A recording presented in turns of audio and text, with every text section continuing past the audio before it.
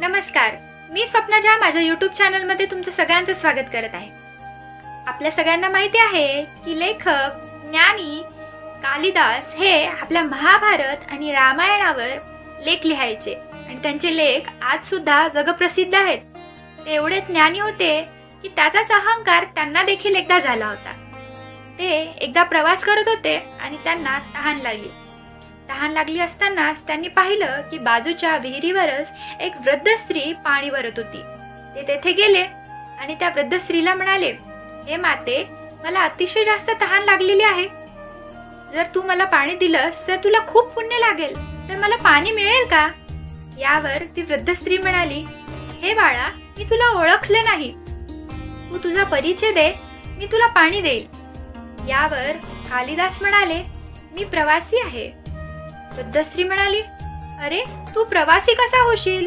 कारण प्रवासी तर फक्त दोनच आहेत, चंद्र आणि सूर्य, जे दिवस रात्र चालत असतात आणि फिरतच असतात। यावर कालिदास म्हणाले की मी अतिथी आहे। यावर वृद्ध स्त्री म्हणाली, अतिथी तर फक्त दोनच आहेत, एक धन आणि दुसरं म्हणजे तारुण्य, जे येतात आणि लगेच निघूनही जातात। यावर कालिदास म्हणाले, मी सहनशील आहे।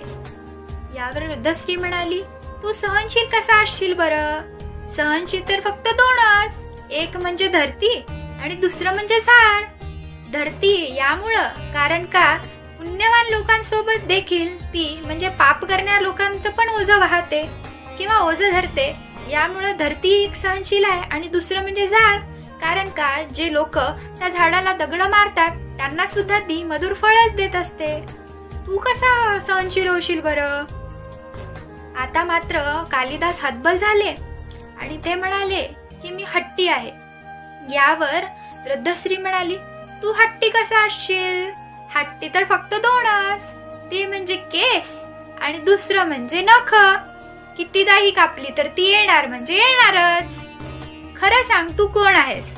यावर कालिदास एकदम गोंधळून गेले आणि म्हणाले, मी तर मूर्ख आहे।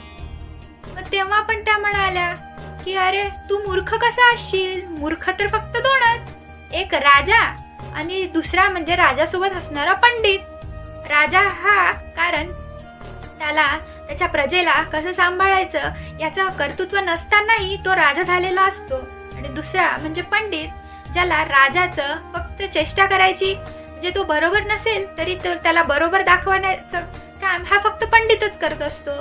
म्हणजे हे दोनच लोक मूर्ख, तू काय मूर्ख नाहीयेस। यावर कालिदास अतिशय थकून गेले आणि त्यांनी त्या वृद्ध स्त्रीच्या डोक्यावर मस्तक ठेवलं आणि ते पाण्यासाठी विनवणी करू लागले।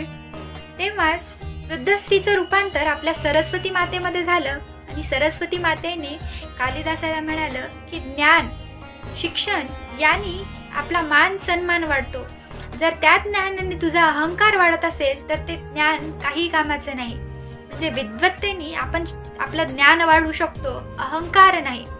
आणि तुला तो अहंकार निर्माण झाला होता, तो अहंकार दूर करणं खूपच गरजेचं होतं आणि त्यामुळेच मी तुझे डोळे उघडले आहेत। याचा तात्पर्य हाच की आपल्याला कोणची गोष्ट किंवा कोणची कला अवगत असेल तर त्यावर अहंकार करू नका। त्यामुळेच आपल्या विद्वत्तेचा आणि आपल्या शिक्षणाचा चांगला तो उपयोग करा, नाहीतर आपल्याला देखील एका दिवशी कालिदासासारखा अहंकार निर्माण होईल। आजचा व्हिडिओ तुम्हाला आवडला असेल तर नक्कीच लाईक, सबस्क्राईब आणि शेअर करायला विसरू नका। धन्यवाद।